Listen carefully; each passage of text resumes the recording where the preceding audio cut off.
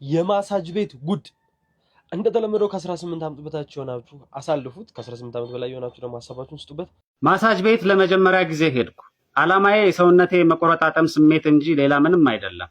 እደግመዋለሁ፣ ሌላ ምንም አይደለም። ከጓደኞቼ ውስጥ ሴሰኛና እርኩስ ጓደኞቼን ስለማላምናቸው አንዱ ሃይማኖተኛ ጀለሴ ጨዋ ናቸው ብሎ ወደ ጠቆመኝ ማሳጅ ቤት ነው የሄድኩት። ወደ ማሳጅ ቤቱ እንደገባሁ አንዲት አይደለም ሰውነት ደባብሳ እንዲሁ ታይታ ራሱ ቅንዝርና የምትቀሰቅስ ሞላ ያለው ሼፒ ሰውነቷ ላይ ጥብቅ ያለ ተለጣጭ አጭር ቀሚስ የለበሰች ሴት በፈገግታ ሰላም ካለችኝ በኋላ ማሳጅ ለመደረግ እንደምፈልግ ስነግራት ኖርማል ማሳጅ ነው ወይስ ኤክስትራ ይኑረው አለች።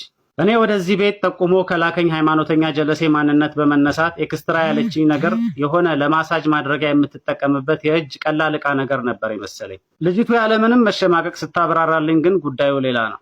በማሳጅ የተጋጋለውን ሰውነትና አንዳንድ የተወጣጠሩ የሰውነት ክፍሎችን እስከ ጥግ አድርሶ ማስተንፈስና ማቀዝቀዝ ነው።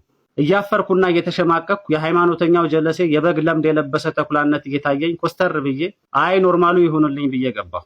ልጅቱ ገና ልብስህን አውልቀተኛ ስትለኝ አይምሮዬ ትእዛዙን ሲሰማ እስካሁን የሰበሰበውን እውቀት ተጠቅሞ ከተቃራኒ ጾታ ይሄ ትእዛዝ ሲመጣ ቀጣይ ሊሆን የሚችለውን በመገመት በቅጽበት እግሮቼ መሃል ወዳለው አካሌ መልእክት አስተላለፈ። እግሮቼ መሃል ያለው አካሌ መወጣጠር ሲጀምር እንደዛ ኮስተር ብዬ አይ ኖርማሉ ይሁንልኝ ያልኩት ሰውዬ እንዳልዋረድ ብዬ ቶሎ በሆዴ ተኝቼ ደበቅኩት። ከስንት አንዴ ተሰብሬ በሽማግሌ ደረቅና ሸካራ እጅ ካልሆነ ታሽቼ የማላውቅ ልጅ ልጅቱ ገና የሚላጥና የሚፈርጥ በሚመስል ለስላሳ እጆቿ በቀስታ ጀርባዬን ማሸት ስትጀምር መወጣጠር ጀምሮ የነበረው ባሻዬ መጠኑን ጨምሮ የሆነ የተተከለ እንጨት ላይ በሆዱ የተሰካ ሰው ሊያስመስለኝ ደረሰ። ግን ያው ስለተኛሁበት መሸማቀቄን ቀንሶልኛል። ግን ምን ያረጋል እሱ እንደቆመ ፈታኙና ከባዱ ሰዓት ደረሰ። ልጅቱ ዞረህ በጀርባ ተኛ አለችኝ። ስሎ ሞሽን ላይ እንዳደረጉት ሮቦት የሞት ሞቴን እየተሸማቀቅኩ ቀስ ብዬ በጀርባዬ ዞሬ ተኛሁ። ታፍኖ የቆየው ባሻዬ የኔ አንበሳ ጫፉን በወንጭፍ ወጥረው እንደለቀቁት ጦር የሆነ ነገር ይዞ እንደለቀቀው የመኪና አንቴና እየተምዘገዘገ ቀጥ ብሎ ፎጣው ውስጥ ቆሞ መለስተኛ የደሃ ሰርግ ድንኳን አስመሰለው። ልጅቷ አይታ የመቅለስለስ ፈገግታ ፈገግ እያለች እንዴት ነው ወደ ኤክስትራ ይቀየር እንዴ ስትለኝ ኧረ ተይው ይቁም ምን አባቱ ብያት ኖርማል ስራዋን ቀጠለች። ከዛ በኋላ ልጅቱ ማሳጅ እያደረገችኝ የማሰብ አቅሜን አሟጥጬ ሊያስተኛልኝ ይችላል ብዬ ያሰብኳቸውን ነገሮች ለማሰብ በሞክርም ወይ ፍንክች፣ ወደ መንፈሳዊ ዓለምም ሂጄ በዚህ ጉዳይ ሲኦል የመግባት እድሌ እንደሚጨምር ለማሰብ በሞክርም ወይ ፍንክች አባቱ ልጅ።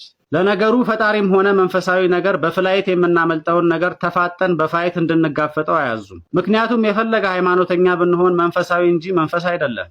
ልጅቱ በድጋሚ ኧረ የድንኳኑ መጠን በጣም ጨምሯል፣ ተው ተጋባዥ እንግዳ እንዳይገባ አትከልክል ስትለኝ አንቺ ልጅ ምን ነክቶሻል? ተይው ይቁም ምን አባቱ አልኩሽ እኮ። ምን ነው ይሄን ያክል መቆሙ አሳሰበሽ? ቆሟል ማለት ሌላ ነገር እፈልጋለሁ ማለት ነው እንዴ? እየነካካኝና እያሻሸኝ ያለው እኮ ግዑዝ ነገር ወይም ዕቃ ሳይሆን ሼፒ የሆነች አጭር ቀሚስ የለበሰች ከኔ ተቃራኒ ጾታ ያላት ሴት ናት። ስለዚህ መቆሙን እንደ ተአምርና ሌላ ፍላጎት ሳይሆን የተፈጥሮ ግዴታው እንደሆነ አስበሽ ችላ በይው አልኳት። የኖርማል ማሳጅ አገልግሎቱ ከተጠናቀቀ በኋላ ሌላው አሳሳቢ ጉዳይ የሆነብኝ ደግሞ እንደዚህ ተወጥሮ እንዴት ነው ትራንስፖርት ይዤ ወደ ቤቴ የሚሄደው የሚለው ነበር።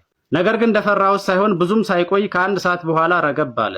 ተመስገን ነው። በገዛ እጄ አጉል ቀስቅሼው የሚፈልገውን ነገር ፊት ነስቼው ከልክየው በአንድ ሰዓት ውስጥ ቂሙን ረስቶ መተኛቱም ትልቅ ነገር ነው። ከዛ በኋላ ጀለሶቼ ማሳጁ እንዴት ነበር? ሰውነትህን ቀለል አለህ? ቁርጥማቱስ ለቀቀ ሲሉኝ አይ አንበሳው እሱን የማስብበትንና የማጣጥምበትን ፋታ መች ሰጥቶኝ አልኳቸው። ማሳጅ የምትደረጉ ወንዶች ግን እንደዚሁ ያጋጥማችኋል ወይስ በወንድ ነው የምትደረጉት? በወንድ መደረግም ደግሞ ይደብራል፣ በሴትም ሲሆን ፈተና። ያው ቢዝነሱ ላይ ላሉ ሰዎች ሲባል እንጂ ቆይ ቢቀርስ ያስብላል። እስኪ ሐሳባችሁን ወዲህ በሉማ። እኔ ይቅር ባይ ነኝ። ለማንኛውም ይህንን ፔጅ ፎሎ ማድረግ እንዲሁም ደግሞ ቪዲዮ ላይክ ማድረግ እንዳይረሳ። የእናንተን ሐሳብ ደግሞ ኮሜንት ላይ